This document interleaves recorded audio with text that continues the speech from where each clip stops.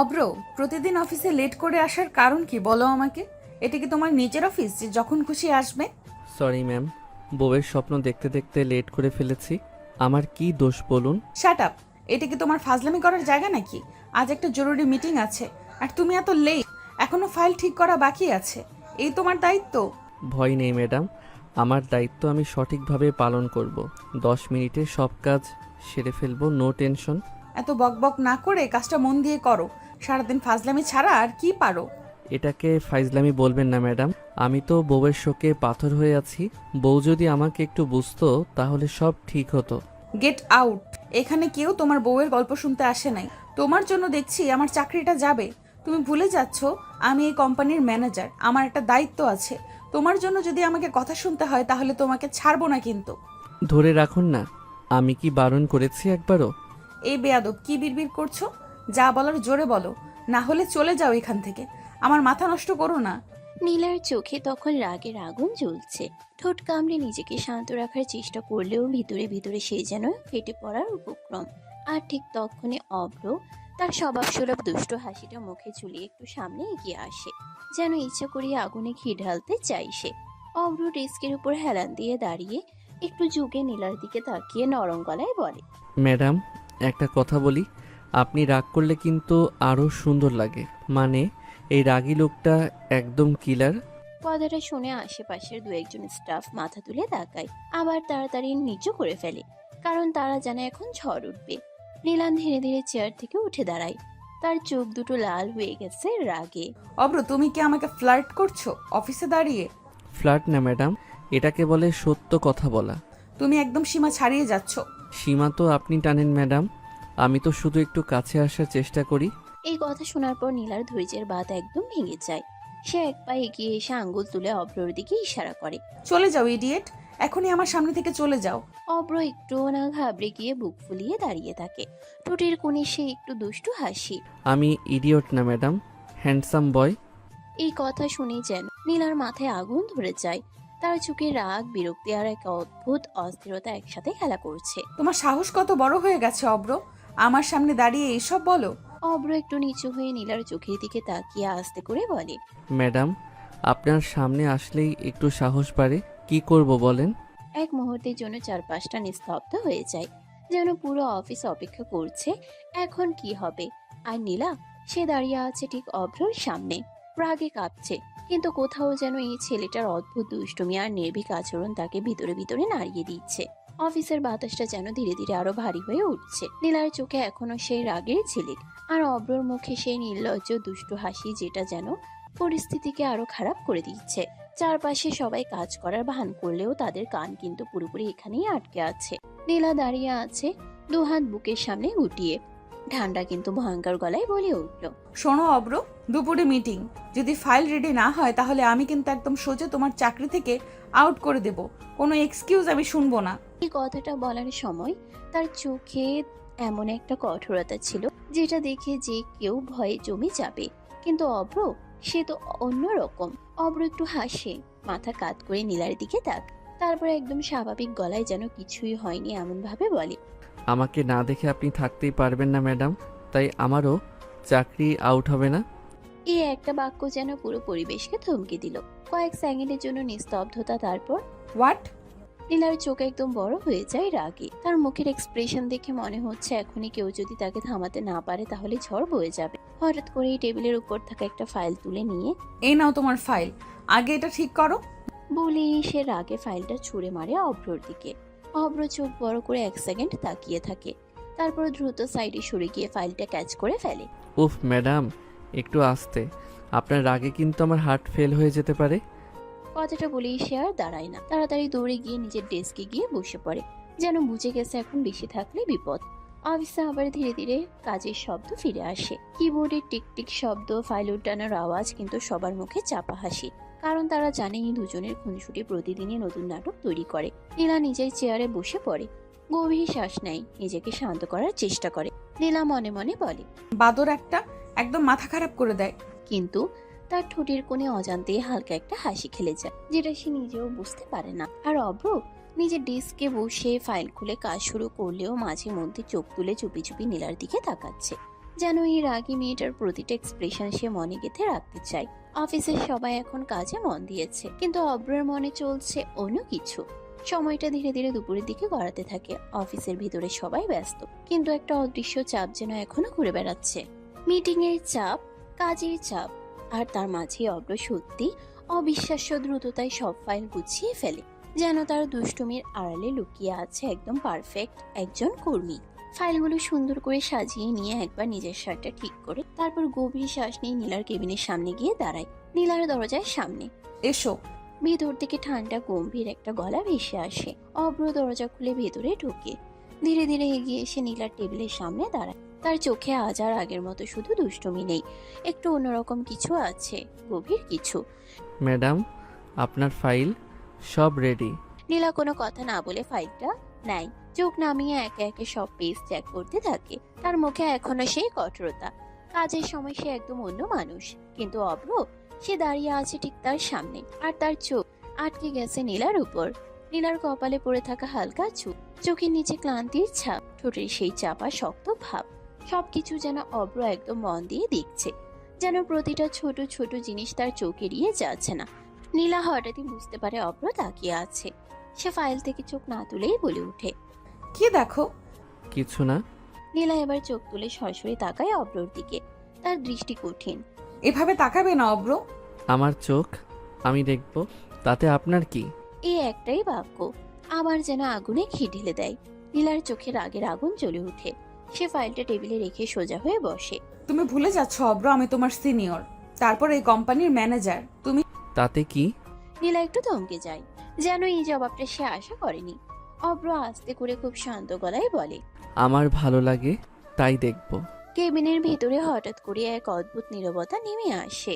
এই যেন শুধু কথা নয়, এর মধ্যে লুকিয়ে আছে অন্য কিছু, এমন কিছু যেটা নীলা বুঝতে চাইলেও বুঝতে পারছে না। নীলার বুকের ভেতরটা কেমন যেন অস্থির হয়ে ওঠে। সে চোখ সরিয়ে নেয়, কিন্তু কেন যেন নিজের ভেতরের এই অজানা অনুভূতিটাকে সে মানতে চায় না। সীমা ছাড়িয়ে যাচ্ছ অব্র। সীমা না পার হলে তো আপনার কাছে আসাই হতো না ম্যাডাম। নীলা এবার একদম চুপ হয়ে যায়। তার হাতের আঙ্গুলগুলো টেবিলের উপর ধীরে ধীরে চাপ দিচ্ছে। সে রাগ করছে নাকি অন্য কিছু লুকোচ্ছে তা বোঝা যাচ্ছে না। আর অব্র, সে দাঁড়িয়ে আছে ঠিক আগের মতোই, কিন্তু তার চোখে আজ একটা অন্যরকম জেদ। এই খেলাটা শুধু মজা না, এর পেছনে কিছু আছে, কিছু গভীর। কেবিনের ভেতরে সে অদ্ভুত নীরবতা কয়েক সেকেন্ড স্থায়ী হয়। তারপর হঠাৎ করেই নীলা নিজেকে গুছিয়ে নেয়, যেন নিজের ভেতরের অস্থিরতাকে জোর করে চেপে ধরে আবার আগে সেই কড়া কঠিন ম্যানেজারে ফিরে আসে। সে ফাইলটা বন্ধ করে টেবিলে রেখে একদম অফিসিয়াল টোনে বলে উঠল, শোনো অব্র, আজ বস আসবে না, পুরো দায়িত্ব আমাকে সামলাতে হবে, তাই কোনো নাটক করবে না, বুঝেছো? আজ আমি একদম মুডে নেই। অভ্র তার কথা শুনে ঠোঁটের কোণে হালকা হাসি টানে, যেন এই কড়া কথাগুলো তার কাছে একদমই গুরুত্ব পাচ্ছে না। আমি কি অভিনেতা নাকি ম্যাডাম যে নাটক করব? এই একটাই কথা, আর তাতেই যেন নীলার ধৈর্য শেষ হয়ে যায়। সে হঠাৎ করেই চেয়ার থেকে উঠে দাঁড়ায়, চোখে আগুন, মুখে রাগের ঝড়, আর একদম তেড়ে আসা অভ্রর দিকে। তোমার সমস্যা কি বলো তো? সবকিছু নিয়ে মজা করতে হবে? অভ্র এক পাও পেছায় না, বরং স্থির হয়ে দাঁড়িয়ে থাকে। তার চোখে সেই অদ্ভুত নির্ভীকতা। নীলা তার একদম সামনে এসে দাঁড়াতেই হঠাৎ করে অভ্র তার হাতটা ধরে ফেলে। অব্র, হাত ছাড়ো। কিন্তু অভ্র ছাড়ে না, বরং হালকা টানে তাকে নিজের কাছে নিয়ে আসে, এতটাই কাছে যে দুজনের শ্বাস একে অপরের গায়ে লাগছে। এক মুহূর্ত দুজনেই চোখে চোখ, তারপর অভ্র খুব হঠাৎ করেই ঝুঁকে পড়ে। নীলার ঠোঁটে এক মুহূর্তের জন্য চুমু ছুঁয়ে দেয়। সবকিছু যেন এক সেকেন্ডের জন্য থেমে যায়, সময়, বাতাস, শব্দ সব। অভ্র ধীরে ধীরে সরে এসে একদম স্বাভাবিক গলায় বলে, আরে ম্যাডাম, এত রাগ ভালো না, হাই প্রেশার হয়ে যাবে কিন্তু। এই কথাটা যেন আগুনে পেট্রোল ঢেলে দিল। নীলার চোখ একদম লাল হয়ে যায়। সে হতভম্ব, অবাক আর রাগে ফেটে পড়ছে। অব্রর, তোমার সাহস কিভাবে হলো? তুমি আমাকে... তার কথা যেন আটকে যাচ্ছে, রাগে, অপমানে আর অজানা এক অনুভূতিতে। Get out!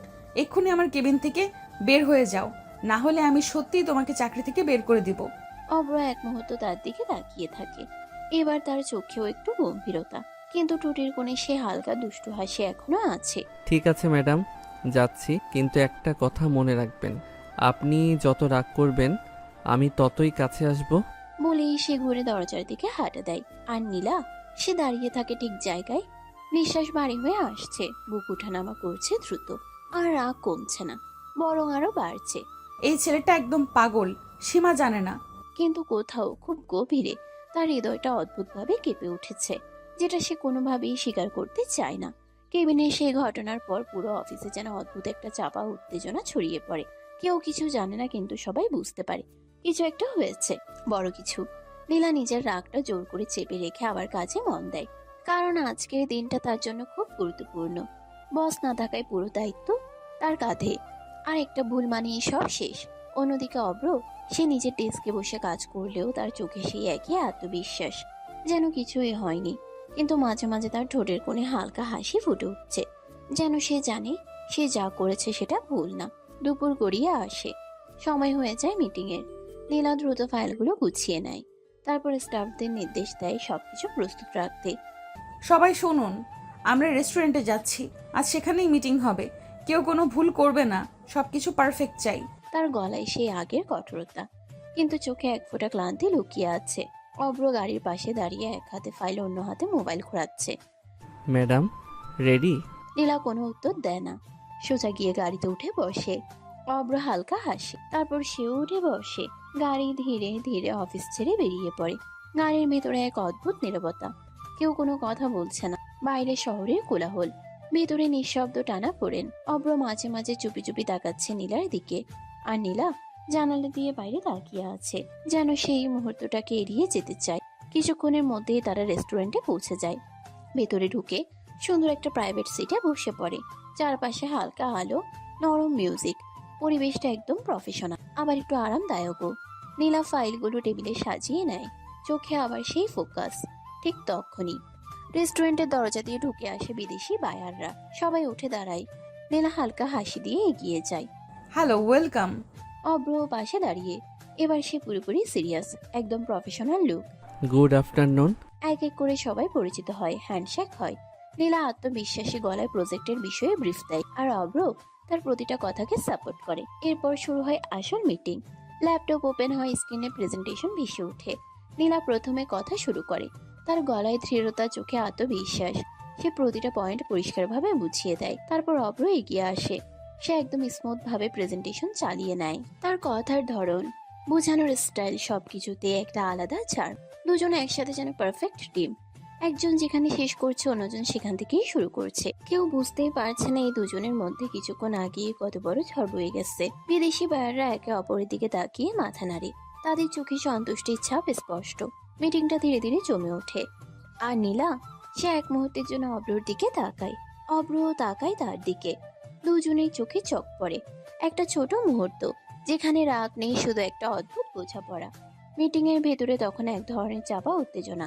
সবাই অপেক্ষা করছে শেষ সিদ্ধান্তটা কি হবে। এই প্রজেক্টটা তাদের হাতে আসবে, নাকি আবারও হাতছাড়া হয়ে যাবে।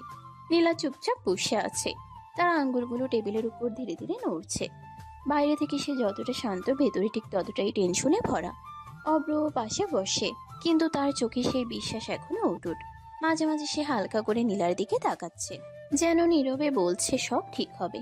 ঠিক তখনই বিদেশি বায়ারদের মধ্যে একজন সামনে ঝুঁকে হালকা হাসি দিয়ে বলে উঠল, আপনাদের প্রেজেন্টেশন আমাদের খুব পছন্দ হয়েছে। আমরা আপনাদের সাথে কাজ করতে আগ্রহী। এই কথাটা যেন পুরো পরিবেশটাই বদলে দিল। নীলার চোখ এক মুহূর্তের জন্য বড় হয়ে যায়, তারপর ধীরে ধীরে তার মুখে ফুটে ওঠে স্বস্তির হাসি। অব্র হালকা করে হাসে, চোখ নামিয়ে আবার তুলে সরাসরি নীলার দিকে তাকায়। দুজনের চোখে চোখ পড়ে, কোনো কথা নেই, কিন্তু সেই দৃষ্টিতেই যেন বলা হয়ে যায়, আমরা পেরে গেছি। থ্যাংক ইউ, আমরা আমাদের বেস্টটা দেওয়ার চেষ্টা করব। You will not regret. বায়াররা খুশি হয়ে হেসে ওঠে। পরিবেশটা এখন অনেক হালকা। তারপর হঠাৎই বায়ারদের একজন বলে ওঠে, আজ রাতে আমরা একটা ডিনারের আয়োজন করেছি, আপনাদের দুইজনকে ইনভাইট করেছি। নীলা একটু থেমে যায়, তার মাথায় দ্রুত ঘুরতে থাকে কাজ, সময়, অফিস।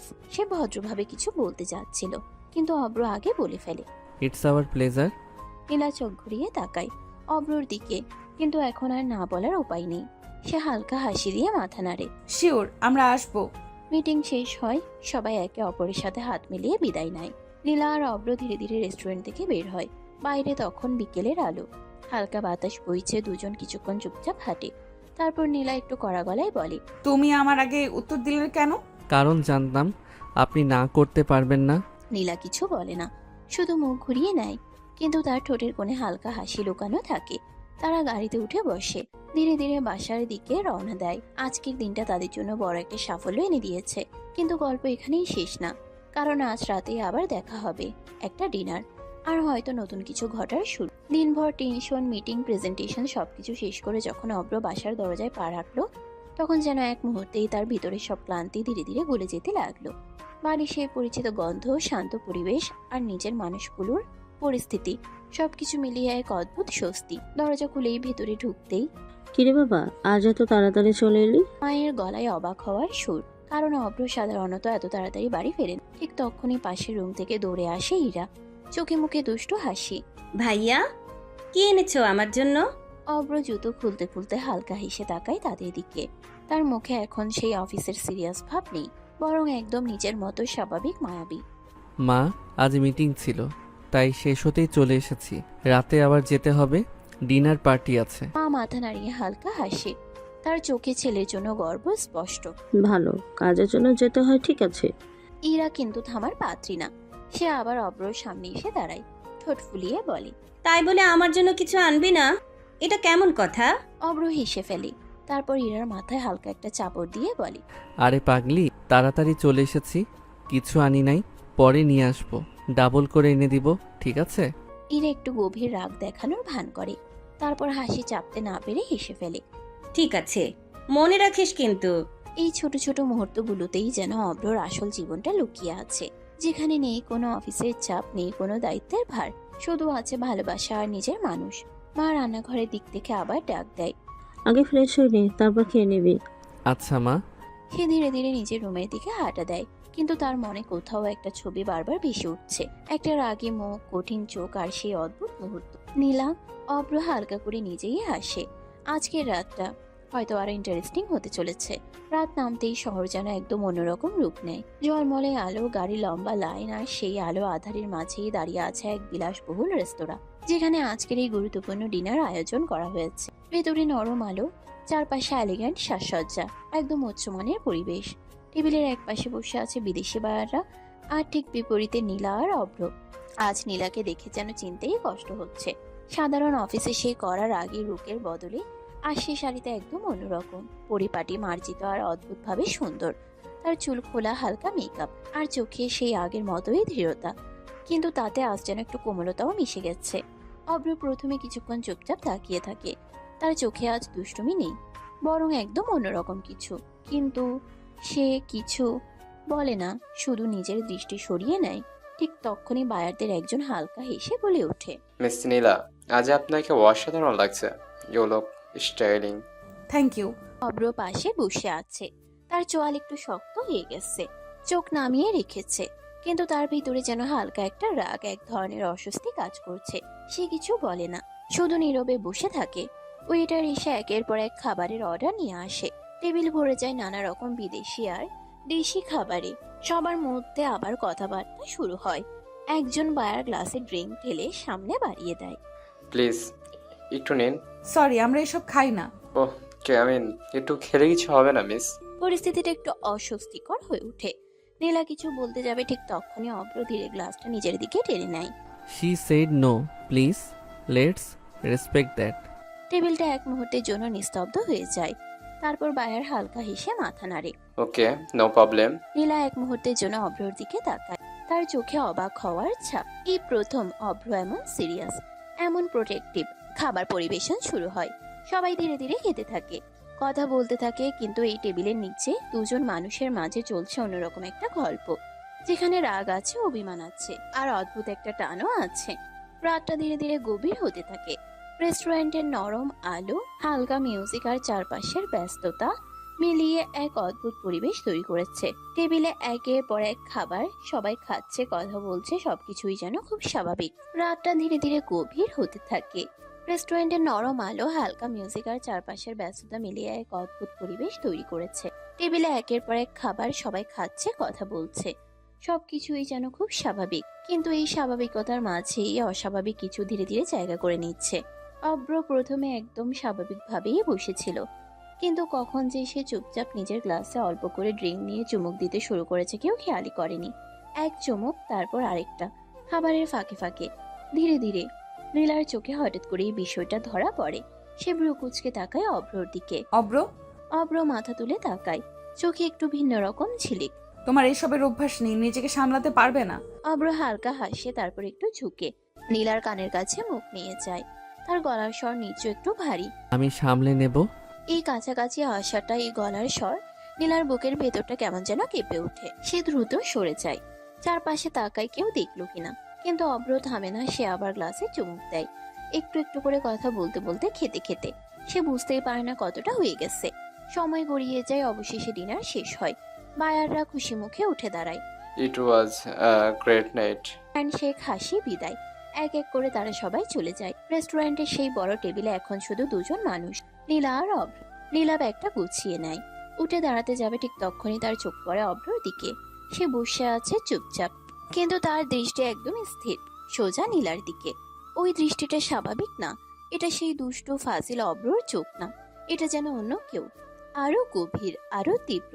নীলার গলা শুকিয়ে আসে, সে একটু থেমে সাবধানে বলে, অব্র চলো। কোনো উত্তর নেই। অভ্র শুধু তাকিয়েই থাকে, তার চোখে এক অদ্ভুত মিশ্রণ, নেশা, অনুভূতি আর দমিয়ে রাখা কিছু। নীলার বুকের ভেতরটা ধকধক করতে থাকে। সে জীবনে অনেক কিছু সামলেছে, অনেক কঠিন পরিস্থিতি দেখেছে, কিন্তু এই মুহূর্তটা, এই দৃষ্টি তাকে অদ্ভুতভাবে অস্বস্তিতে ফেলে দিচ্ছে। আর একটু ভয়ও লাগছে। রেস্টুরেন্টের সেই নীরব কোণটায় যেন সময় থেমে গেছে। চারপাশ ফাঁকা, আলোটা একটু ম্লান, আর টেবিলের পাশে দাঁড়িয়ে আছে নীলা, সামনে বসে অভ্র। তার চোখে সেই অদ্ভুত দৃষ্টি এখনো। নীলা আবার ডাক দেয়, একটু কড়া কিন্তু ভিতরে কাপা গলায়। অব্র চলো, দেরি হয়ে যাচ্ছে। এবার অভ্র ধীরে ধীরে উঠে দাঁড়ায়, তার চোখ সরছে না একটুও। এক পা দুই পা সে এগিয়ে আসে নীলার একদম সামনে। নীলার বুকের ভেতরটা ধকধক করছে, সে বুঝতে পারছে এই মুহূর্তটা স্বাভাবিক না। অব্র তুমি ঠিক আছো তো? কথাটি শেষ হওয়ার আগে অভ্র হঠাৎ করে তার হাতটা ধরে ফেলে, তারপর এক টানে কাছে নিয়ে আসে। নীলা অবাক হয়ে তাকিয়ে থাকে, আর পরের মুহূর্তেই অভ্র তার খুব কাছে ঝুঁকে পড়ে, তার কপালে ঠোঁট ছুঁয়ে দেয়, একটা দীর্ঘ ভারী শ্বাস ফেলে। নীলা একদম স্তব্ধ। সে কিছু বলার আগেই অভ্র এবার একটু কাছে আসে, কিন্তু এবার নীলা হালকা জোরে তাকে ঠেলে দেয়। অব্র স্টপ, তুমি হুঁশে নেই। তার গলায় ভয়, অস্বস্তি আর এক ধরনের অজানা কাঁপুনি। অভ্র কয়েক সেকেন্ড চুপ করে থাকে, তার চোখে তখনও সেই নেশা, কিন্তু নীলার ভয়টা এবার তার চোখে পড়ে। হঠাৎ করে অভ্র এক পা পেছনে সরে যায়, দু হাত মাথায় দিয়ে দাঁড়িয়ে পড়ে। আমি ঠিক আছি। তার গলায় এবার আগে সেই দুষ্টুমি নেই, বরং এক ধরনের অস্থিরতা। নীলা ধীরে ধীরে শ্বাস নেয়, নিজেকে সামলায়। সে একটু নরম গলায় বলে, চলো বাসায় যাই। অভ্র আর কিছু বলে না, শুধু মাথা নিচু করে দাঁড়িয়ে থাকে। নীলা অভ্রের হাত ধরে টেনে তাকে গাড়িতে বসিয়ে দিবে। নীলাও পাশে গিয়ে বসে। ড্রাইভার গাড়ি চালাতে শুরু করে দিল। অভ্রের চোখে এখনো নেশা, সে তাকিয়ে আছে নীলার দিকে। শাড়ি পরা অবস্থায় তাকে আকর্ষণীয় লাগছে। অভ্র কিছুতেই সামলাতে পারছে না নিজেকে, সে হাত বাড়িয়ে নীলার কোমর স্পর্শ করে। নীলা কেঁপে উঠে অভ্রের দিকে তাকাতেই অভ্র একটানে নীলাকে তার কোলে বসিয়ে কিস করতে লাগলো। নীলা অবাকের চরম পর্যায়ে পৌঁছে গেছে। অভ্র সামনের পর্দাটা টান দিয়ে নামিয়ে দিল। ড্রাইভার নিজেও হা হয়ে গেছে অভ্রের কাণ্ডে। অভ্র পাগলের মতো কিস করতে করতে সারা শরীরে হাত দিয়ে স্পর্শ করতে লাগলো। নীলা কোনো মতে নিজেকে ছাড়িয়ে বলল, অব্র কি করছো তুমি বুঝতে পারছো? মাথা খারাপ হয়ে গেছে নাকি? মাথা কেন খারাপ হবে? আমি তো মারছি না, আদর করছি। তোমার মাথা খারাপ হয়ে গেছে, কি বলছো সেটাও বুঝতে পারছো না। অভ্র কিস করতে করতে শাড়ির আঁচল সরিয়ে ফেললো। নীলা আরো ভয় পেয়ে গেল। অভ্রের হাত ধরে আটকাতে চাইলে পারে না। অভ্র বুকে গলায় কিস করতে লাগলো। নীলা আর উপায় না পেয়ে একদম চুপ হয়ে গেল। সে জানে অভ্রের সাথে পারবে না, এমনিতেই ছেলে মানুষ তার উপর নেশা করেছে। অভ্রের শক্তি দ্বিগুণ হয়ে গেছে, বুঝাই যাচ্ছে। অভ্র আস্তে আস্তে নিজেই নিস্তেজ হয়ে নীলার বুকে ঢলে পড়ে। নীলা এবার একটু হাফ ছাড়লো, অভ্রকে শুয়ে দিল সিটে, তারপর নিজের শাড়ি ঠিক করে নিল। এই অবস্থায় আর অভ্রের বাড়ি নিয়ে গেল না, তার নিজের বাড়িতে নিয়ে আসলো। সেখানে তার মা বাবা আর বোন থাকে। ভোরে নরম আলো জানালার ফাঁক দিয়ে ঘরে এসে পড়েছে। চারপাশটা একদম শান্ত, একটু অচেনা, একটু ভারী। অভ্র ধীরে ধীরে চোখ খুলে, মাথাটা ভারী লাগছে। সে কিছুক্ষণ চুপচাপ শুয়ে থাকে, তারপর ধীরে ধীরে উঠে বসে। চারপাশ ভালো করে তাকাতেই তার ভ্রু কুঁচকে যায়। এটা আমার রুম না? সে আবার চারিদিকে তাকায়। সোফা, পর্দা, সাজসজ্জা সবকিছুই অচেনা, কিন্তু খুব দ্রুতই পরিচিত একটা অনুভূতি মাথায় আসে। সে আস্তে করে বলে ওঠে, এটা নীলার বাসা? এক মুহূর্তের জন্য তার মাথায় গত রাতের কিছু টুকরো ছবি ভেসে ওঠে। রেস্টুরেন্ট, ড্রিঙ্ক, সেই দৃষ্টি, আর সে হঠাৎই মাথায় হাত দেওয়া। ও শিট, আমি এটা কি করলাম? তার বুকের ভেতরটা ধক করে ওঠে। সে নিজেই যেন নিজেকে বিশ্বাস করতে পারছে না। এখন তো ও আমার সাথে কথাই বলবে না, একদমই না। ঠিক তখনই দরজার বাইরে হালকা পায়ের শব্দ। দরজা খুলে ভেতরে ঢুকে আসে এক তরুণী, মুখে কৌতূহল আর হালকা হাসি। ভাইয়া উঠে পড়েছেন? অব্র একটু চমকে উঠে তারপর দ্রুত নিজেকে সামলে নেয়। তারপর হালকা হাসি দিয়ে বলে, কেমন আছো মিতু? ভালো ভাইয়া। আপনি তো আমাদের বাড়িতে আসেনি না, আমাদের ভুলেই গেছেন নাকি? কাজের চাপ, তাই সময় পাই না। ড্রিঙ্ক করতে পারেন না, করেছেন কেন? আপু অনেক রেগে আছে। এই কথাটা শোনার সাথে সাথে অব্রর মুখ একটু থমকে যায়, তার চোখ একটু নিচে নেমে আসে। মিতু আবার কৌতূহলী হয়ে বলে, আপুকে কি খুব বিরক্ত করেছেন ভাইয়া?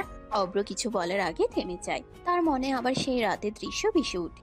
নীলার চোখ, তার ভয়, তার রাগ। অব্র হালকা নিঃশ্বাস ফেলে। হয়তো একটু বেশি হয়ে গেছে। মিতু কিছুক্ষণ তাকিয়ে থাকে, তারপর কিছু না বলে মাথা না ঘুরিয়ে চলে যায়। আর অব্র, সে চুপচাপ বসে থাকে। তার মাথায় একটাই চিন্তা ঘুরছে, এখন নীলার সামনে গেলে কি হবে। আর ঠিক সেই মুহূর্তে ঘরের বাতাসটা যেন আরো ভারী হয়ে যায়, কারণ গল্পটা এখানেই শেষ না, এটা এখনো শুরু। নীলা ধীরে ধীরে রান্নাঘর থেকে এক গ্লাস লেবুর শরবত হাতে নিয়ে এসে অব্রের সামনে রাখ। তার মুখটা শান্ত, কিন্তু চোখের ভিতরে এখনো আগের রাতের রাগ আর অভিমানের ছাপ স্পষ্ট। অব্র এক মুহূর্তে চুপ করে তাকিয়ে থাকলো গ্লাসটার দিকে, তারপর ধীরে ধীরে বলল, কাল রাতের জন্য আমি সত্যিই সরি নীলা।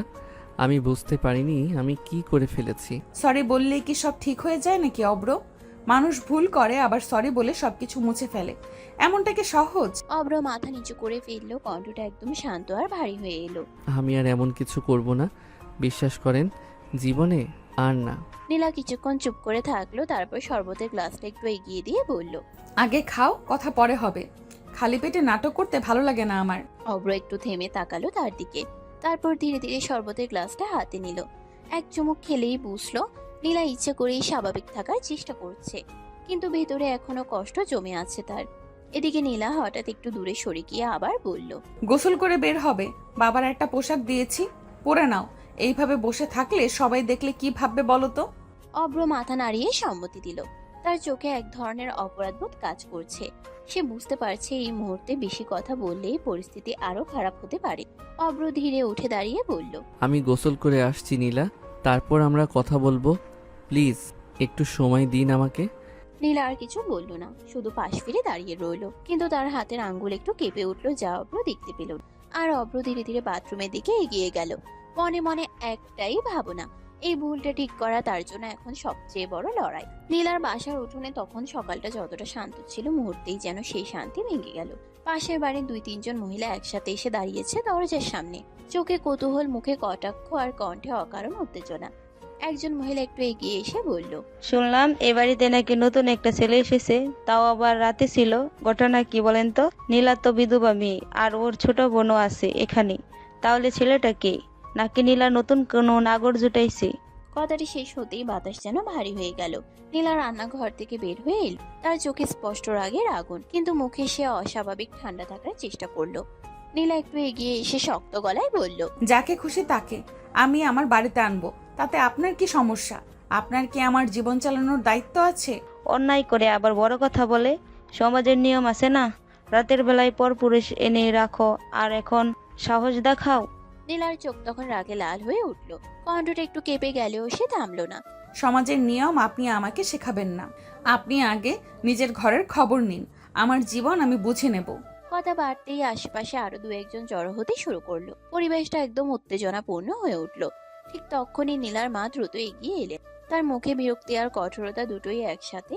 নীলার মা বলল, আপনার লজ্জা করে না? অন্যের বাড়িতে এসে এমন ফালতু ঝগড়া করেন কিভাবে? আর ব্যক্তিগত বিষয়ে এভাবে নাক গলানো অধিকার আপনাকে কে দিল? আমরা তো এলাকার ভালো চাই, তাই বলছি। মেয়ে মানুষ, বাড়িতে ছেলে ঢুকালে মানুষ প্রশ্ন করবেই। প্রশ্ন করার অধিকার আছে মানে যা খুশি বলবেন? প্রমাণ ছাড়া কারোর চরিত্র নিয়ে কথা বলবেন? এবার আপনি দয়া করে এখান থেকে যান। চারপাশে নীরবতা নেমে এলো। নীলা একপাশে দাঁড়িয়ে আছে, তার বুকের ভেতর রাগ আর অপমান একসাথে জমে আছে, কিন্তু সে আর কিছু বলল না, কারণ সে জানে এখন একটা ভুল শব্দ পুরো পরিস্থিতি আরো খারাপ করে দিতে পারে। আর ভেতরে ঘরের দিক থেকে সব শুনছিল অভ্র, তার চোখে এক অদ্ভুত অস্থিরতা। এই পরিস্থিতি যে শুধু বাইরে নয়, ভেতরেও ঝড় তুলছে, সেটা সে খুব ভালোই বুঝতে পারছিল। নিজের মেয়ের চরিত্র ডাকতে এখন আমাদের বের করতে দিতে চাইছেন? কি সুন্দর বিচার! সত্যি কথা বললেই দোষ হয় নাকি? নীলার মা কিছু বলার আগেই পরিবেশটা আরো উত্তপ্ত হয়ে উঠল। নীলা দাঁতে দাঁত চেপে দাঁড়িয়ে আছে, কিন্তু এবার আর কিছু বলার আগেই ভেতরের দরজা খুলে গেল।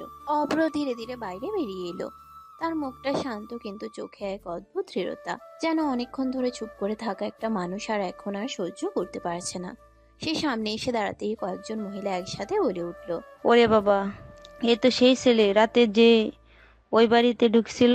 হ্যাঁ হ্যাঁ, এই তো সেই। এখন আবার বড় বড় করে বেরিয়েছে।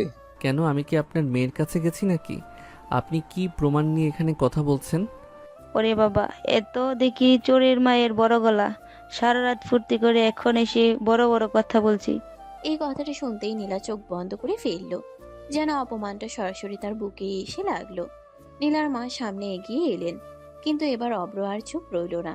তার কণ্ঠটা আগের চেয়ে আরো কঠিন হয়ে উঠল। আপনি যা খুশি ভাবতে পারেন, কিন্তু ভিত্তিহীন কথা বলে কারোর সম্মান নষ্ট করার অধিকার আপনার নেই। আমি এই বাড়িতে এসেছি ব্যক্তিগত অধিকারে, আর যদি সত্যি কোনো সমস্যা থাকে তাহলে প্রমাণ নিয়ে আসুন। শুধু কথা দিয়ে কাউকে ছোট করা যায় না। চারপাশে কয়েক মুহূর্ত নীরবতা নেমে এলো। মহিলারা একে অপরের দিকে তাকাতে লাগলো, কিন্তু কেউ আর আগের মতো জোরে কথা বলতে পারছে না। মহিলার কটাক্ষ তখনও থামেনি, বরং অব্র সামনে এসে দাঁড়াতেই সে আরো সাহস পেয়ে গেল। মহিলা চোখ ছোট করে তীক্ষ্ণ গলায় বলল, কি অধিকারে তুমি এসেছো এখানে, তাও আবার এত রাতে? এটা কি ব্যক্তিগত বাড়ি না কি তোমার নিজের জায়গা? চারপাশে কয়েকজন মহিলা ফিসফিস করতে লাগলো। কেউ কেউ অবিশ্বাসে তাকিয়ে আছে, কেউ আবার কৌতূহলে। অব্র একদম শান্তভাবে দাঁড়িয়ে রইল। তার চোখে কোনো ভয় নেই, বরং এক ধরনের দৃঢ় আত্মবিশ্বাস।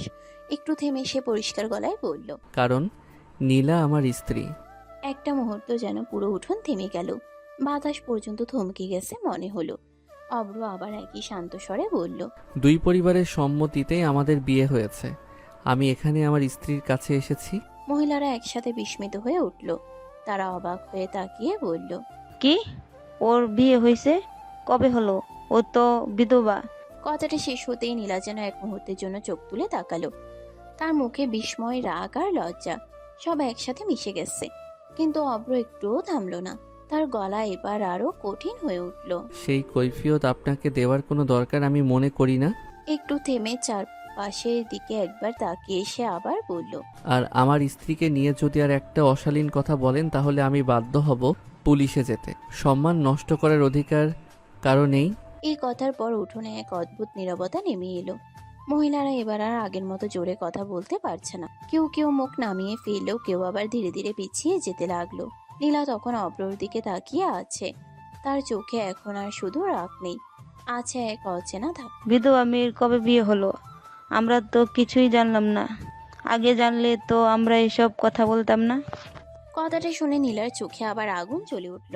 সে সামনে এগিয়ে এসে ঠান্ডা কিন্তু ধারালো গলায় বলল, আপনারা কি আমার গার্জিয়ান যে আপনাদের সব কিছু জানাতে হবে? যারা জানার তারা ঠিক কি জানে, আপনাদের ব্যাখ্যা দেওয়ার কোনো দরকার নেই। কথাটা শেষ হতেই মহিলারা একে অপরের দিকে মুখ চাওয়াচাওয়ি করলো। অপমান আর বিরক্তি মিশে তাদের মুখটা শক্ত হয়ে গেল। আর এক মুহূর্ত দাঁড়িয়েও না থেকে তারা ধীরে ধীরে সেখান থেকে চলে যেতে লাগলো। নীলা তাদের চলে যাওয়ার দিকেই তাকিয়ে রইল কিছুক্ষণ। তারপর হঠাৎই রাগে ঘুরে বাড়ির ভেতরে চলে গেল। তার পায়ের শব্দে পুরো বাড়ি যেন কেঁপে উঠল। অব্র কিছুক্ষণ দাঁড়িয়ে থাকলো, তারপর চুপচাপ সেও নীলার পেছন পেছন ভেতরে ঢুকলো। রুমে ঢুকতেই নীলা দরজাটা জোরে টেনে বন্ধ করে দিতে নিল। সে তখনও রাগে কাঁপছে। ঠিক সেই মুহূর্তেই অব্র এগিয়ে এসে দরজাটা আটকে দিল, যেন সে বাইরে বেরিয়ে যেতে না পারে। কেন বিয়ের কথা গোপন করে রেখেছেন? আজকে যা হলো, আমি এত কথা শুনলাম আপনার জন্য। নীলা ঘুরে দাঁড়ালো, তার চোখে জমে থাকা রাগ, অভিমান আর ক্লান্তি একসাথে ফুটে উঠল। সে একদম সরাসরি বলল, কারণ আমি এই বিয়ে করতে চাইনি, বাড়ির সবাই জোর করে দিয়েছে, আমি মানি না এই বিয়ে। কথাটা শেষ হতে অব্রর মুখ শক্ত হয়ে গেল। সে এক ধাপ এগিয়ে গিয়ে নীলার হাত ধরে তাকে কাছে টেনে আনলো। তার কণ্ঠ এখন রাগ আর আবেগে ভারী। কেন মানবেন না? আপনি বুঝেন না আমি আপনাকে কতটা ভালোবাসি? নীলা চোখ তুলে তাকালো, কিন্তু তার চোখে কোনো নরমতা নেই, শুধু ব্যথা আর সত্য। সে ধীরে ধীরে বলল, আমি এখনো আমার আগের স্বামীকে ভালোবাসি এবং তার জায়গা কেউ নিতে পারবে না। অব্র নীলার কথাটা শোনার পর এক মুহূর্তের জন্য থমকে গেল। তার চোখে জমে থাকা কষ্টটা হঠাৎ রাগে রূপ নিল। সে দাঁতে দাঁত চেপে নীলার দিকে এগিয়ে এলো। কণ্ঠ ভারী হয়ে উঠল। কেন আপনি এমন বলছেন নীলা? আমার ভালোবাসা কি আপনার চোখে পড়ে না? আপনি কি বুঝতে পারেন না আমি কতটা পাগল হয়ে গেছি আপনার জন্য? নীলা মাথা ঘুরিয়ে সরিয়ে নিল। চোখে বিরক্তি আর অস্থিরতা মিশে আছে। নীলা বলে, আমি কিছুই দেখতে চাই না অব্র, তোমার কোনো অনুভূতি, কোনো কথা, কিছুই না। কথাটা শোনার পর অব্র আর নিজেকে ধরে রাখতে পারল না। সে আরো কাছে এসে দাঁড়ালো। কণ্ঠটা এবার ভেঙে বের হলো। আপনি বারবার আমাকে দূরে ঠেলে দিচ্ছেন, কিন্তু আমি কি এত সহজে চলে যেতে পারি? আমি আপনাকে ছাড়া কিছু ভাবতেই পারি না। ছাড়ো আমাকে, আমি এটা চাই না। অব্র থেমে গেল। তার চোখে এখন রাগ না, বরং গভীর যন্ত্রণা। সে এক পা পিছিয়ে গিয়ে বলল, আমি জোর করতে চাই না নীলা, কিন্তু আমি হারতেও চাই না আপনাকে। শুধু একবার আমাকে বোঝার চেষ্টা করুন। ঘরের ভেতর হঠাৎ নিস্তব্ধতা নেমে এলো। দুজনেই একে অপরের দিকে তাকিয়ে আছে। একজন ভালোবাসায় ভেঙে পড়া, আরেকজন অতীতের বন্ধনে আটকে থাকা। আর সেই নীরবতার মধ্যে সম্পর্কটা যেন আরো জটিল হয়ে উঠলো ভালোবাসা আর অভিমানের মাঝখানে দাঁড়িয়ে। রুমের ভেতরের ভারী নীরবতা ভাঙলো হঠাৎ করেই মিতুর ডাক শুনে। মিতু দরজার বাইরে দাঁড়িয়ে বলল, আপু ভাইয়া খেতে আসুন, মা ডাকছে সবাইকে। এক মুহূর্তেই পরিবেশটা বদলে গেল। নীলা মাথা ঘুরিয়ে অন্যদিকে তাকিয়ে রইল। আর অব্র ধীরে ধীরে নিজের জামা ঠিক করতে শুরু করলো। তার মুখে এখন আর আগের মতো রাগ নেই, বরং এক ধরনের ক্লান্ত সিদ্ধান্তের ছাপ। নীলা তাকিয়ে জিজ্ঞেস করলো, কি হলো? কিছু না, আমি বাড়ি চলে যাব। খাবে না? ইচ্ছে করছে না। আমার উপর রেগে কি লাভ? আমি কি মনের বিরুদ্ধে কিছু করতে চাই না? এই কথাটা শুনে অব্র ধীরে ধীরে নীলার দিকে এগিয়ে এলো। তার চোখে এবার কোনো রাগ নেই, শুধু গভীর এক অভিমান আর ভালোবাসার টান। সে নরম কিন্তু ভারী কণ্ঠে বলল, আমি রাগ করিনি নীলা, আমি শুধু বুঝতে চাই আমি আপনার জীবনে কোথায় দাঁড়িয়ে আছি। আর একটা কথা, আমি আপনার পিছু ছাড়ব না ম্যাডাম। নীলা কিছু বলার আগেই অব্র গড়ে দরজার দিকে এগিয়ে গেল। তার পায়ের শব্দ ধীরে ধীরে দূরে মিলিয়ে যেতে লাগলো। নীলা শুধু দূরে দাঁড়িয়ে রইল, চোখে অজানা অস্থিরতা আর বুকের ভেতরে এমন এক টান যেটার নাম সে নিজেও ঠিক বলতে পারছিল না। রুমের ভেতরে সেই ভারী নিঃশব্দ মুহূর্ত পেরিয়ে অব্র ধীরে ধীরে সিঁড়ি দিয়ে নিচে নামতে লাগলো। তার পায়ের শব্দগুলো যেন পুরো বাড়ির নীরবতাটাকে কেটে যাচ্ছিল। তার মুখে কোনো অভিব্যক্তি নেই, কিন্তু চোখে ক্লান্তি, অভিমান আর এক ধরনের ভেতরের লড়াই স্পষ্ট। নিচে নেমে আসতেই ডাইনিং টেবিলের পাশে দাঁড়িয়ে থাকা নীলার মা তাকে দেখে এগিয়ে এলেন। অব্র, কোথায় যাও বাবা? অব্র একটু থেমে দাঁড়ালো। তারপর খুব ভদ্র সংযত গলায় বলল, বাড়িতে যাচ্ছি আন্টি। না খেয়ে কেন যাবে বাবা? তাছাড়া তুমি তো আসলেই না, আজকের দিনটা থেকে যাও না। তার গলায় মায়া, আন্তরিকতা, যেন সত্যিই তিনি চান ছেলেটা কিছু সময় তাদের সাথে কাটাক। কিন্তু অব্র হালকা করে মাথা নিচু করলো। না আন্টি, আজ না, অফিসে একটু কাজ আছে, যেতে হবে। কথাটা বললেও তার গলায় সেই দৃঢ়তা নেই, বরং এড়িয়ে যাওয়ার চেষ্টা। নীলার মা বুঝতে পারলেন কিছু একটা ঠিক নেই। তিনি একটু কাছে এসে নরম গলায় বললেন, কিছু হয়েছে বাবা? অব্র এক সেকেন্ডের জন্য চুপ করে থাকলো। তারপর হালকা একটা হাসি দিল।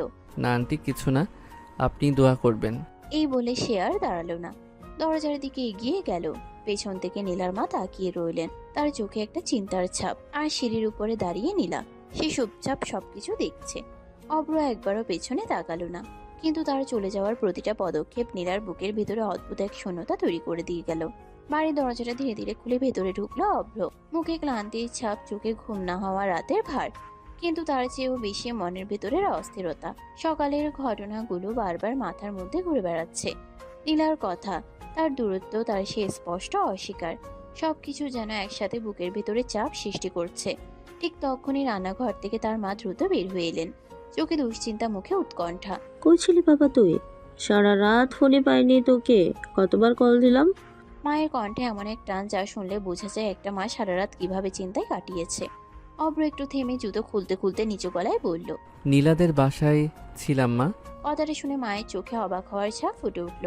তারপর এক ধরনের স্বাভাবিক কৌতূহল। তাই নাকি? তাহলে ওকে নিয়ে আসলি না কেন? বিয়ে হলো কতদিন, এখনো একদিনের জন্য আমাদের বাড়িতে এলো না? এভাবে চলে নাকি বাবা? অব্র এক মুহূর্ত চুপ করে থাকলো। তার চোখে এক ঝলক কষ্ট ভেসে উঠল, কিন্তু সে সেটা লুকোনোর চেষ্টা করলো। আনবো মা, একটু সময় যাক।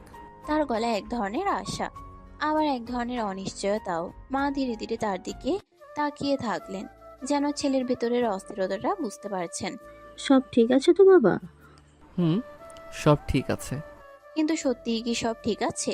তার নিজের মনই যেন তাকে উত্তর দিচ্ছে না। কিছুই ঠিক নেই, একটা সম্পর্ক যেটা কাগজে কলমে শুরু হয়েছে কিন্তু মনে এখনো জায়গা পায়নি। আর সেই জায়গাটা আদায় করার জন্য অব্র হয়তো এখনো লড়াই করে যাচ্ছে।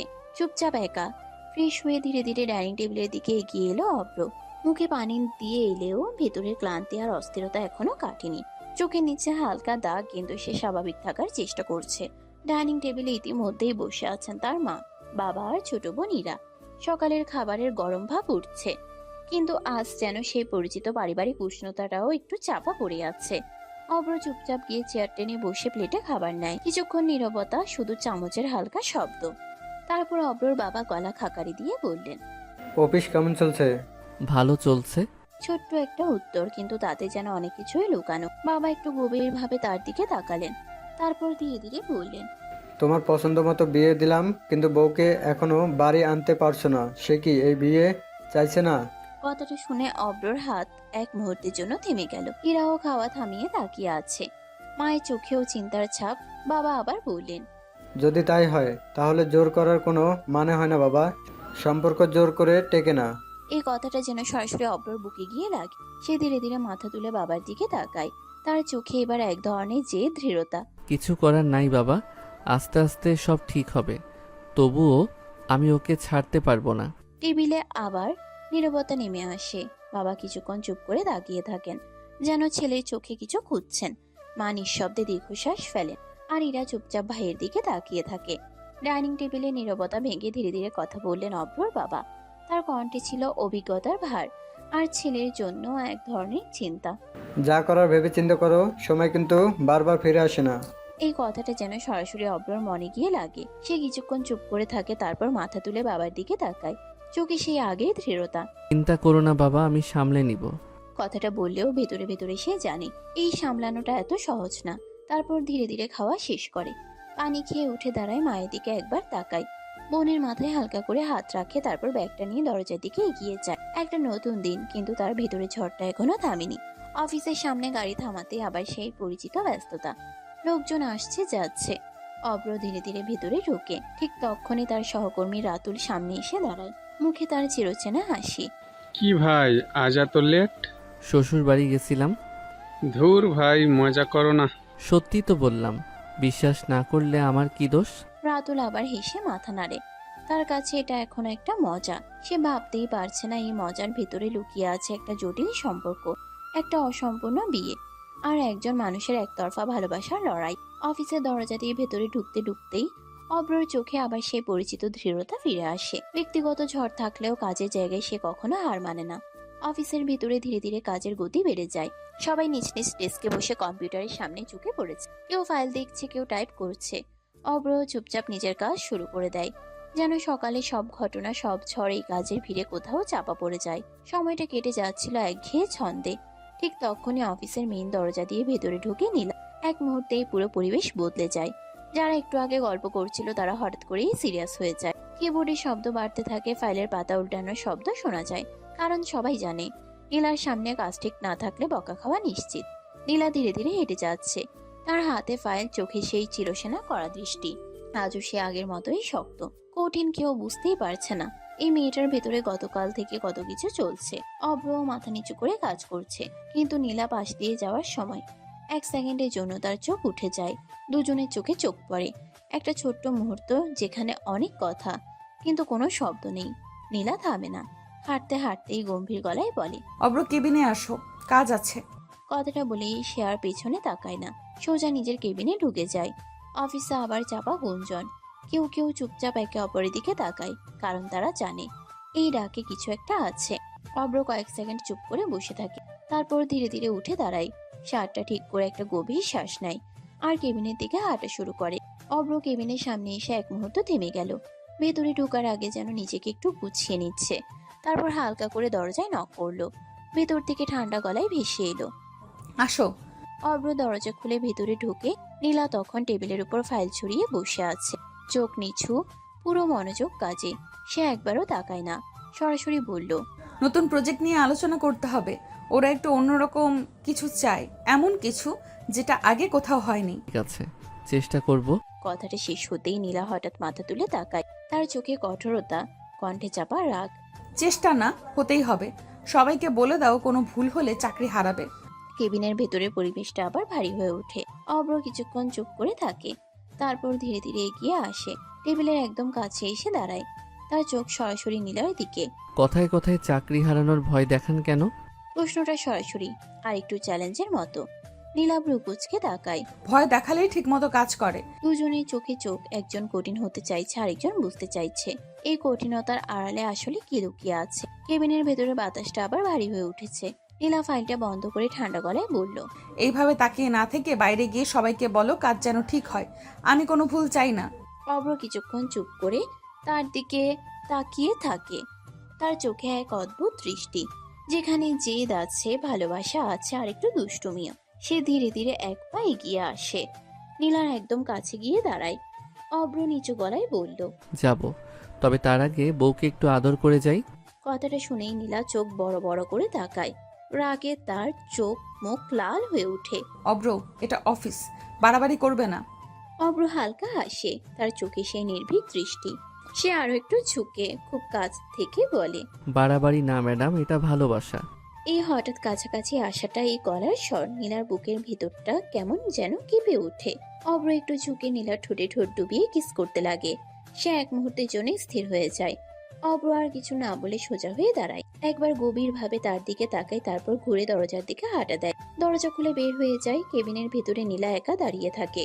তার হাত কাঁপছে হালকা, শ্বাস একটু ভারী। সে বুঝতে পারছে এই ছেলেটা তাকে শুধু রাগায় না, ভেতর থেকেও নাড়িয়ে দেয়। আর এই নাড়ানো অনুভূতিটাই তাকে সবচেয়ে বেশি অস্থির করে তুলছে। কেবিনের ভেতরে আবার সে আগের মতো নীরবতা, কিন্তু এই নীরবতার ভেতরেও যেন অদ্ভুত একটা অস্থিরতা ঘুরপাক খাচ্ছে। নীলা নিজের চেয়ারটায় বসে ফাইলের পেজ উল্টাচ্ছে, চেষ্টা করছে পুরো মনটা কাজে লাগাতে, কিন্তু বারবার তার মনটা অন্যদিকে সরে যাচ্ছে। ঠিক তখনই দরজায় হালকা নক। আসো। একজন মেয়ে স্টাফ ভেতরে ঢুকে আসে, হাতে একটা ফাইল, মুখে হালকা নার্ভাস ভাব। এই ফাইলটা একটু দেখবেন? নীলা মাথা নাড়িয়ে ফাইলটা নেয়, চোখ নামিয়ে মন দিয়ে দেখতে শুরু করে। সবকিছু যেন আবার স্বাভাবিক হয়ে আসছিল, কিন্তু হঠাৎই মেয়েটা একটু দ্বিধা নিয়ে সামনে দাঁড়িয়ে থেকে বলে উঠল, ম্যাডাম, আপনার ঠোঁটে কি হয়েছে? এই একটা প্রশ্নেই নীলার বুক ধক করে উঠল। তার হাতের ফাইলটা এক সেকেন্ডের জন্য থেমে গেল। মনে পড়ে গেল একটু আগে সে মুহূর্ত, অভ্র, তার হঠাৎ করে কাছে আসা। নীলা দ্রুত নিজেকে সামলে নেয়, চোখ নামিয়ে স্বাভাবিক গলায় বলে, কিছু না, একটু চুলকেছি। মেয়েটা কিন্তু পুরোপুরি বিশ্বাস করতে পারলো না। সে একটু তাকিয়ে থেকে আবার বলে, কিন্তু ম্যাডাম, মনে হচ্ছে কেউ কামড় দিয়েছে। এই কথাটা শুনতেই নীলার মুখ লাল হয়ে ওঠে। লজ্জা, রাগ আর অস্বস্তি একসাথে কাজ করে। সে হঠাৎই চোখ তুলে তাকায়, কড়া গলায় বলে, তোমার কাজ কি সব খেয়াল করা? সরি ম্যাডাম, আমি আসলে... ফাইলটা ঠিক করে নিয়ে আসো, তারপর কথা বলো। মেয়েটা আর এক মুহূর্তও দাঁড়ায় না, তাড়াতাড়ি ফাইল নিয়ে বের হয়ে যায়। কেবিনের দরজা বন্ধ হয়ে যায়। নীলা একা বসে থাকে, ধীরে ধীরে হাত তুলে নিজের ঠোঁটে ছোঁয়ায়। একটা অদ্ভুত অনুভূতি, রাগ, লজ্জা আর কোথাও যেন অজানা কাঁপুনি। সে চোখ বন্ধ করে ফেলে, মনে মনে বলে, এই ছেলেটা আমাকে পাগল করে দেবে। কিন্তু সত্যিটা হলো, সে যতই নিজেকে দূরে রাখতে চায়, অব্র ততই তার ভেতরে জায়গা করে নিচ্ছে। অফিসের ব্যস্ততা ধীরে ধীরে একটু কমে এসেছে। ঘুরিয়ে কাটা লাঞ্চ টাইমে পৌঁছাতেই সবাই একে একে নিজের কাজ থামিয়ে খাবারের কথা ভাবতে শুরু করেছে। কিন্তু নীলার কেবিনে এখনো কাজের চাপ। সে ফাইলের উপর ঝুঁকে আছে, যেন নিজের মনটাকেও কাজের মধ্যে ডুবিয়ে রাখতে চাইছে। ঠিক তখনই দরজায় হালকা নক। আসো। দরজা খুলে ভিতরে ঢুকে অভ্র, মুখে সেই পরিচিত হালকা হাসি, কিন্তু চোখে আজও সেই জেদি টান। সে একদম সামনে এসে দাঁড়িয়ে বলল, চলুন খাবো। খাও, আমি কি তোমার মুখ বেঁধে রাখছি? বউয়ের সাথে খাবো। এই কথাটি শুনতেই নীলা চোখ তুলে তাকায়, রাগে তার দৃষ্টি কড়া হয়ে যায়। মেজাজ গরম করো না অব্র, কেউ শুনলে কিন্তু খুন করে ফেলবে। আমার কথা না শুনলে কিন্তু মাইক নিয়ে সবাইকে বলে দিব। ভয় দেখাচ্ছ?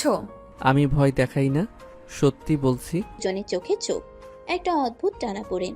শেষে নীলা বিরক্ত হয়ে চেয়ার থেকে উঠে দাঁড়ায়। বাইরে যেতে পারবে না, রুমে খাবার দিতে বলো।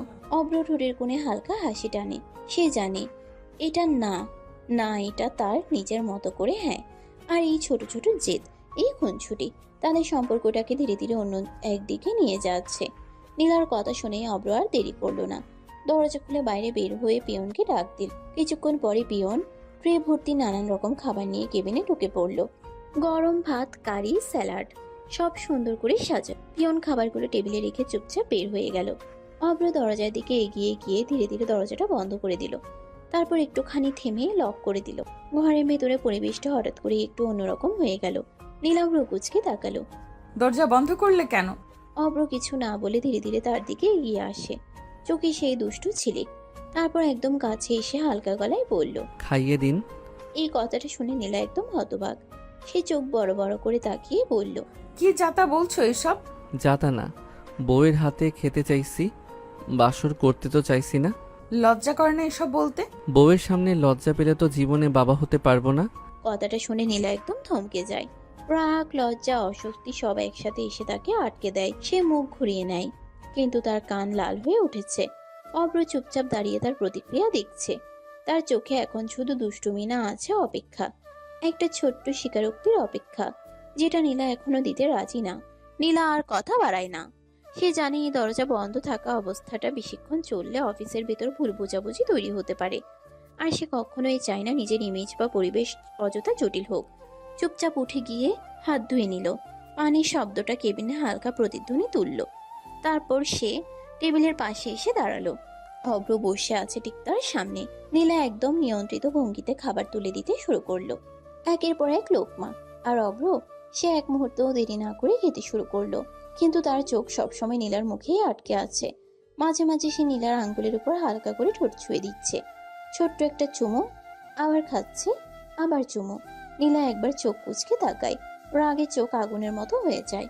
কিন্তু অভ্রের কাছে সেটা যেন কোনো প্রতিক্রিয়াই না, বরং সে আরো স্বাভাবিকভাবে খেতে থাকে। তার মধ্যে কোনো ভয় নেই, নেই কোনো দ্বিধা, শুধু আছে নিজের মতো করে ভালোবাসার এক জেদি প্রকাশ। অভ্র হালকা গলায় বলল। আপনি খান। আগে তুমি খেয়ে বিদায় হও, কেউ দেখলে কি হবে? অভ্র থেমে যায় না। সে ধীরে ধীরে মাথা তুলে নীলার দিকে তাকায়। তার চোখে এক অদ্ভুত নিশ্চয়তা। তারপর খুব শান্ত গলায় বলে। কিছু হবে না, সবাই জানবে আমার একটা বউ আছে। এই কথাটা যেন নীলার ভিতরে দেয়ালে ধাক্কা দেয়। সে কিছু বলতে গিয়েও থেমে যায়, কারণ এই বউ শব্দটা শুধু পরিচয় না, এটা অভ্রের দৃষ্টিতে একটা অধিকার, একটা দাবি, আর এক অদ্ভুত ভালোবাসার স্বীকারক। নীলা মুখ ঘুরিয়ে নেয়, কিন্তু এবার আর আগের মতো শক্ত থাকতে পারে না। তার চোখের ভেতর অজান্তে একটা নরমতা এসে পড়ে। আর অভ্র তখনও চুপচাপ খেয়ে যাচ্ছে, যেন এই মুহূর্তটাই তার জন্য সবচেয়ে স্বাভাবিক পৃথিবী। অফিস ক্যান্টিনে তখন লাঞ্চের ভিড়। টেবিলগুলোতে হালকা হইচই, চায়ের কাপের শব্দ, আর স্টাফদের অকারণ আড্ডা। এক কোণে বসে আছে সেই মেয়ে স্টাফ। প্লেটে খাবার নিয়ে বসলেও তার মন যেন খাবারে নেই। চোখে একটা অন্যরকম উচ্ছ্বাস, যেন কোনো গোপন খবর সে ধরে ফেলেছে। সে সামনে ঝুঁকে ধীরে ধীরে বলল। জানিস আজ আমি কি দেখেছি? কি দেখলে? মেয়েটা একটু থেমে তারপর নিচু গলায় যেন বড় কোনো রহস্য ফাঁস করছে। জানিস ম্যাডামের ঠোঁট আজ একটু ফুলা ছিল, দেখে মনে হচ্ছিল কেউ কিস করেছে। ম্যাডাম তো বিধবা, এইসব কি বলছিস? কি জানি, কিন্তু অভ্র স্যারের সাথে এমন ঢলাঢলি করে মাঝে মাঝে দেখে মনে হয় ওদের মধ্যে কিছু চলছে। আর জানিস মাঝে মাঝে দেখি ওরা কেমন করে যেন একে অপরকে তাকায়, একদম আলাদা টাইপের। ক্যান্টিনের হালকা শব্দের ভেতরেও এই কথাগুলো যেন ধীরে ধীরে ছড়িয়ে পড়ে। কেউ হাসে, কেউ চুপ হয়ে যায়, কেউ আবার কৌতূহলী চোখে একে অন্যের দিকে তাকায়। আর বাস্তবতাটা না জেনেই গল্প তৈরি হতে শুরু করে, একটা সত্যের উপর দাঁড়িয়ে নয়, বরং শুধু দেখার ধারণার উপর। অভ্রের খাওয়া শেষ হয়ে গেছে। টেবিলের প্লেট প্রায় খালি, কিন্তু তার চোখ এখনো নীলার দিকেই স্থির। নীলা এক মুহূর্ত চুপ করে থেকে ঠান্ডা গলায় বলল। তুমি চলে যাও, আমি খাবো। অভ্র চেয়ার থেকে উঠে না, বরং হালকা হেসে নীলার দিকে তাকিয়ে বলে। আপনার খাওয়া দেখতে চাই। অভ্র, সবসময় এত জেদ ভালো না। অভ্র একটুও নড়ে না, বরং এক পা এগিয়ে আসে। তার চোখে সেই পুরনো দুষ্টু ঝিলিক। আচ্ছা, তাহলে একটা কিস করতে দিন, চলে যাব। সত্যি? এই কথাটা শুনে নীলা একদম তাকিয়ে থাকে, রাগী চোখে, কপালে ভাঁজ। লজ্জা করে না এসব বলতে? কিন্তু অভ্র থামে না। সে ধীরে ধীরে নীলার আরো কাছে আসে, এত কাছে যে তাদের শ্বাসও যেন মিশে যায়। আর পরের মুহূর্তে সে নীলার ঠোঁটে ঠোঁট ডুবিয়ে দেয়, একটা গভীর দীর্ঘ চুমু, প্রায় 2 মিনিট। নীলা প্রথমে বাধা দিতে চাইলেও শেষ পর্যন্ত স্থির হয়ে যায়। তার রাগ, তার প্রতিবাদ সব যেন ওই এক মুহূর্তে কোথাও হারিয়ে যায়। অভ্র ধীরে ধীরে দূরে সরে আসে, তার চোখে তৃপ্তি, শান্তি। সে হালকা হাসি দিয়ে বলে। খাবার পরিপূর্ণ হলো, এটা ছাড়া পেট ভরছিল না। তারপর সে চলে যায়, আর নীলা শুধু বসে থাকে চুপচাপ। চোখে রাগ থাকলেও বুকের ভেতর অজানা এক অস্থিরতা, যেটা সে নিজেও পুরোপুরি ব্যাখ্যা করতে পারে না। দেখতে দেখতে কেটে গেছে দীর্ঘ 15টা দিন।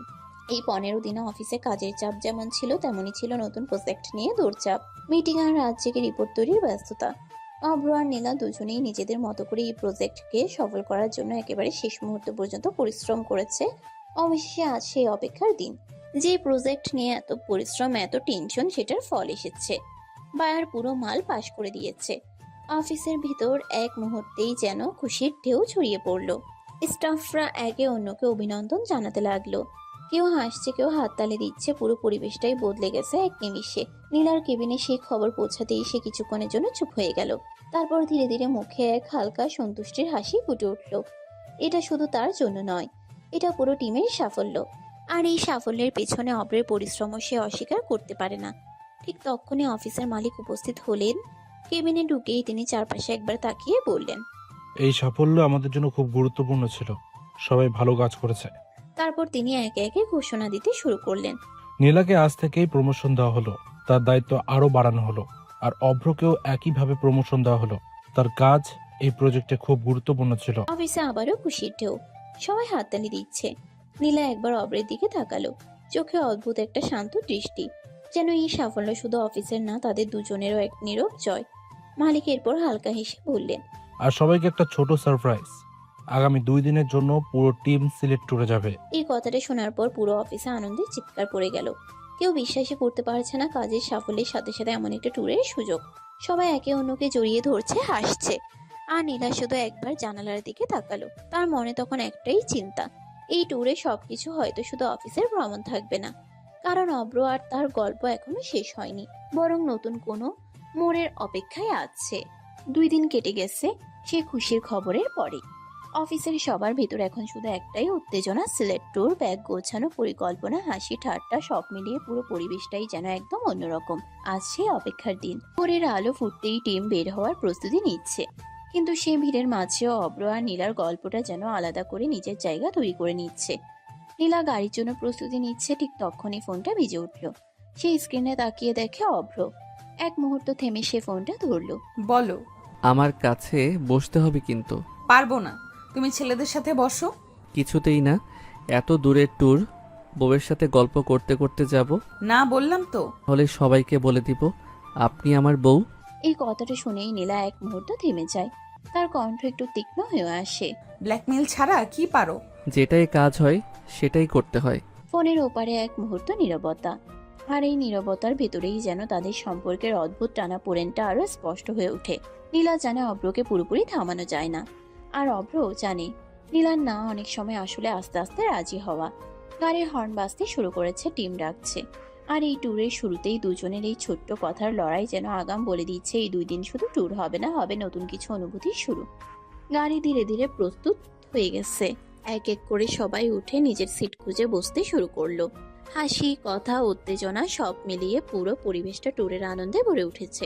নীলাও জানালার পাশে নিজের সিটে বসে আছে, মুখে হালকা ক্লান্তি কিন্তু চোখে ভ্রমণের এক অদ্ভুত নীরব উত্তেজনা। ঠিক তখনই গাড়ির দরজা দিয়ে ভেতরে ঢুকলো অভ্র, হালকা হাসি মুখে, চোখ সরাসরি নীলার দিকেই। কোনো কথা না বলেই সে এসে তার পাশের সিটে বসে পড়ল। নীলার সাথে সাথে চোখ কুঁচকে তাকালো। অব্র, এটা মেয়েদের সিট। হোক, তাতে কি? সবসময় এমন করো কেন? কারণ সব জায়গায় আপনার পাশে বসা আমার অভ্যাস হয়ে গেছে। নীলা কিছু বলতে যাবে, ঠিক তখনই গাড়ি স্টার্ট দিল। হালকা ঝাঁকুনিতে সে একটু সামলাতে গিয়ে চুপ হয়ে গেল। অব্র আর কিছু না বলে স্বাভাবিকভাবে বসে রইল, কিন্তু তার চোখে সেই দুষ্ট শান্ত হাসিটা ঠিকই রয়ে গেল। গাড়ি এগোতে শুরু করলো, বাইরের দৃশ্য বদলাতে লাগলো। অব্র আস্তে করে নীলার পিছন দিয়ে হাত দিয়ে তাকে কাছে টেনে আনলো। নীলার আগে চোখে তাকালো, কিন্তু অব্র পাত্তা না দিয়ে তার কোমরে স্লাইড করতে লাগলো। আস্তে আস্তে কোমর থেকে উপরে উঠতে লাগলো। গাড়িতে আরো মানুষ থাকায় নীলা শব্দ করতে পারছে না। অব্র সেই সুযোগ কাজে লাগিয়ে আস্তে করে গলায় মুখ ডুবিয়ে কিস করতে লাগলো। নীলা বিরক্ত হয়ে ফিসফিস করে বলল, অব্র বেশি হয়ে যাচ্ছে কিন্তু। নো জান, বেশি না, অনেক কম হয়ে গেছে। এতদিনে সব হয়ে যাওয়ার কথা ছিল। নির্লজ্জ কোথাকার। অব্র একটা হাসি দিয়ে তার কাজ চালিয়ে যেতে লাগলো। বাসে সবাই যে যার মতো ব্যস্ত, তাই কেউ ওদের খেয়াল করলো না। দীর্ঘ যাত্রার পর অবশেষে গাড়িগুলো এসে থামলো সিলেটের সেই সুন্দর রিসর্টের সামনে। চারপাশে সবুজে ঘেরা পরিবেশ, দূরে পাহাড়ের আভাস, হালকা ঠান্ডা বাতাস যেন পুরো জায়গাটাই একদম স্বপ্নের মতো। গাড়ি থেকে নামতেই সবাই একসাথে হইচই শুরু করে দিল। কেউ ছবি তুলছে, কেউ ভিডিও করছে, কেউ আবার চারপাশ ঘুরে দেখছে। এই ব্যস্ততার মাঝেই নীলা ধীরে ধীরে চারপাশটা দেখে নিল। তার চোখে হালকা মুগ্ধতা, কিন্তু মুখে সে আগের মতোই সংযত ভাব। রিসর্ট থেকে রুম বন্টন করে দেওয়া হলো। মেয়েদের জন্য আলাদা রুম, ছেলেদের জন্য আলাদা। সবাই নিজের নিজের লাগেজ নিয়ে রুমে চলে গেল। নীলাও নিজের রুমে ঢুকে দরজা বন্ধ করে দিল। একটা দীর্ঘশ্বাস ফেললো, যেন এতক্ষণ ধরে নিজেকে সামলে রেখেছিল। ওদিকে অব্রও তার রুমে গিয়ে ব্যাগ রেখে দেয়, কিন্তু তার মনটা একদমই রুমে নেই। তার মাথায় শুধু একটা চিন্তা, নীলা। সবাইকে বলা হলো আগে একটু রেস্ট নিয়ে নিতে, তারপর সবাই একসাথে খাওয়া দাওয়া করে বিকেলে ঘুরতে বের হবে। রুমগুলোতে তখন এক ধরনের শান্তি নেমে এসেছে। কেউ বিছানায় গায়ে দিয়ে দিয়েছে, কেউ ফ্রেশ হচ্ছে, কিন্তু এই শান্তির মধ্যেও একটা মানুষ একদমই শান্ত না, অব্র। সে কিছুক্ষণ রুমে বসে থাকতে না পেরে উঠে দাঁড়ালো।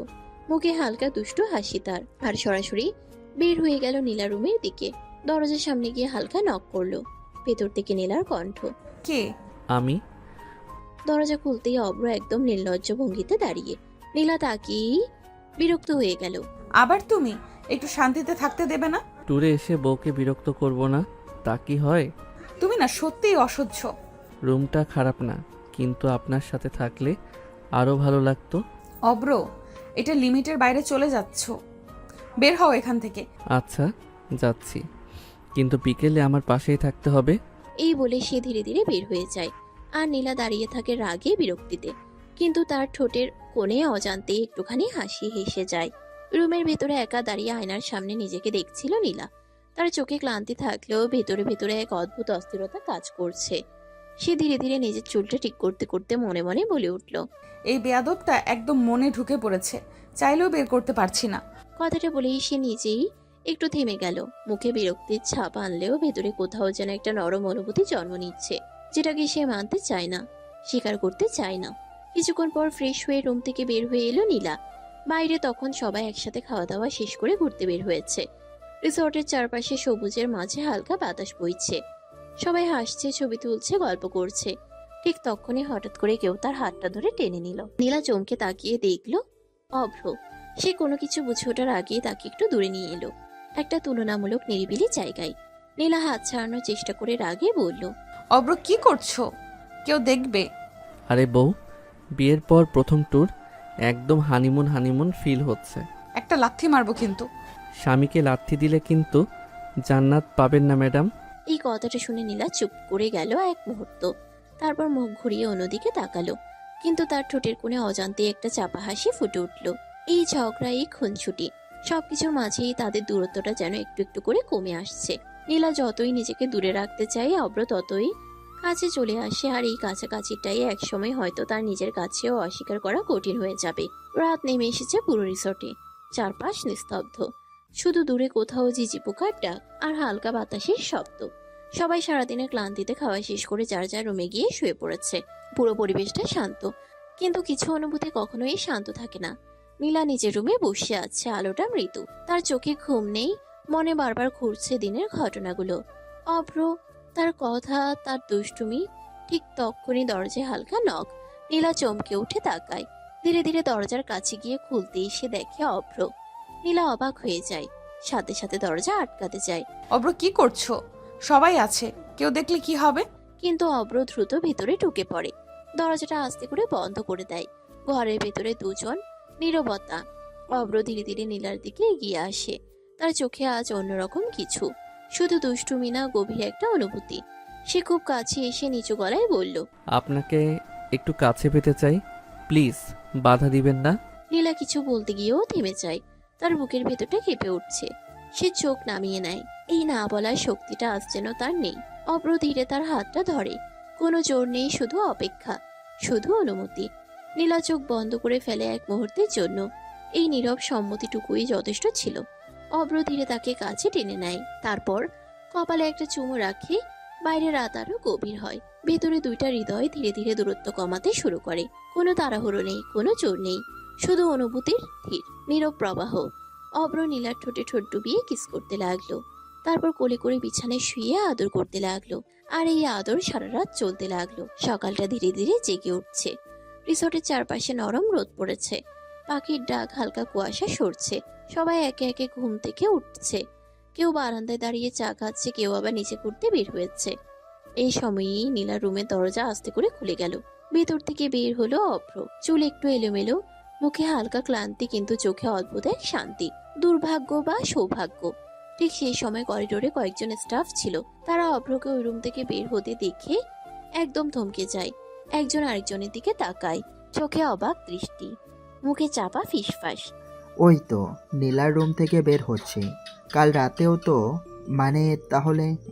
কিছুক্ষণের মধ্যেই এই কথাটা আগুনের মতো ছড়িয়ে পড়ে একজন থেকে আরেকজন। ক্যান্টিনে, লনে, সিঁড়ির পাশে সব জায়গায় একই আলোচনা, নীলা আর অভ্র। এই ফিসফাস এক সময় গিয়ে পৌঁছায় অভ্র আর নীলার কানে। নীলা চুপ হয়ে যায়, তার মুখ শক্ত হয়ে ওঠে, চোখে রাগ, লজ্জা আর অপমান সব একসাথে। সে নিচের দিকে তাকিয়ে থাকে, কিছু বলে না। কিন্তু অভ্র, সে একদম অন্যরকম। কয়েক সেকেন্ড চুপ করে চারপাশের ফিসফাস শোনে, তারপর হঠাৎ করেই দাঁড়িয়ে যায়, চোখে দৃঢ়তা। সে সবার দিকে তাকিয়ে জোরে বলে, সবাই একটু শোনেন। চারপাশে এক মুহূর্তে চুপ হয়ে যায়। সবাই তাকিয়ে আছে, কি বলবে সে। অভ্র একদম স্পষ্ট নির্ভীক গলায় বলে, তো কানাকানি করার কিছু নাই। নীলা আমার স্ত্রী। পবিত্র কালেমা সাক্ষী রেখে আমাদের বিয়ে হয়েছে, তাও আরও 6 মাস আগে। তাই না জেনে চরিত্র নিয়ে প্রশ্ন তুলবেন না। এই একটা কথাই পুরো পরিবেশ জমে গেল। সবাই হতবাক, কারো মুখে কোনো কথা নেই, কারো চোখ বড় হয়ে গেছে। নীলা স্থির হয়ে দাঁড়িয়ে আছে। এই ঘোষণা এভাবে সবার সামনে সে একদমই আশা করেনি। অভ্র তার দিকে তাকায়, তার চোখে কোনো লুকানো নেই, কোনো ভয় নেই, শুধু সত্যি। আর সেই সত্যিটা আজ আর লুকানো রইল না। সময় কখনো থেমে থাকে না। দেখতে দেখতে কেটে গেছে পুরো 2টা বছর। এই 2 বছরে অনেক কিছু বদলে গেছে। ঝগড়া, অভিমান, জেদ সব ধীরে ধীরে গলে গিয়ে জায়গা করে নিয়েছে এক গভীর সত্যিকারের ভালোবাসা, যে নীলা সবসময় অভ্রকে সহ্যই করতে পারতো না। আর সেই অভ্রের ঘর, অভ্রের পৃথিবী। এখন নীলা থাকে অভ্রের বাসায়, তার সংসারে। আর অভ্র, সে এখন আগের মতোই দুষ্টু, কিন্তু তার ভালোবাসাটা এখন আরো পরিণত, আরো গভীর। আজকের দিনটা যেন একটু আলাদা। নীলা আজ খুব সুন্দর করে সেজেছে। হালকা শাড়ি, চুল খোলা, চোখে কোমল কাজল। মুখে সেই চেনা করা ভাবটা নেই, বরং আছে শান্তি আর ভালোবাসার এক নরম আভা। ঠিক তখনই দরজা খুলে বাসায় ঢুকলো অভ্র। সে এক পা ভেতরে ঢুকেই থেমে গেল। তার চোখ গিয়ে আটকে রইল নীলার উপর, একদম স্তব্ধ। অভ্র ধীরে ধীরে এগিয়ে এলো, তার চোখে মুগ্ধতা। কোনো কথা না বলে সে নীলাকে জড়িয়ে ধরল। জান, আজ এত সেজেছ কেন? তোমার জন্য। এই ছোট্ট উত্তরটাই যেন অভ্রের পৃথিবীটাকে ভরে দিল। সে খুশিতে নীলার কপালে একটা নরম চুমো রাখলো। তার চোখে তখন নিখাত আনন্দ। নীলা একটু পিছিয়ে এসে তাকালো, তার ঠোঁটে রহস্যময়ী হাসি। একটা সারপ্রাইজ আছে। কি সারপ্রাইজ? নীলা ধীরে ধীরে তার হাতটা ধরলো, চোখ নামিয়ে আবার তুলে তাকালো। তার চোখে পানি চিকচিক করছে, কিন্তু সেটা দুঃখের না, অজস্র সুখের। তুমি বাবা হতে চলেছ। এক মুহূর্ত পুরো পৃথিবী যেন থেমে গেল। অভ্র কিছুক্ষণ চুপ, তারপর হঠাৎই তার মুখে হাসি ফুটে উঠল, চোখ ভরে গেল আনন্দে। সে এক ঝটকায় নীলাকে কোলে তুলে নিল, ঘুরতে লাগলো। সত্যি জান, সত্যি? নীলা হেসে মাথা নাড়ল। আর অভ্র, তার খুশির কোনো সীমা নেই। এই 2 বছরের পথ চলা, ঝগড়া থেকে ভালোবাসা, দূরত্ব থেকে একসাথে থাকা, সব কিছুর সবচেয়ে সুন্দর পরিণতি। আজ তাদের জীবনে নতুন একটা প্রাণ আসছে, তাদের ভালোবাসার সবচেয়ে সুন্দর প্রমাণ। এভাবেই একটা অসম্পূর্ণ গল্প ধীরে ধীরে পূর্ণতা পেল। সমাপ্ত।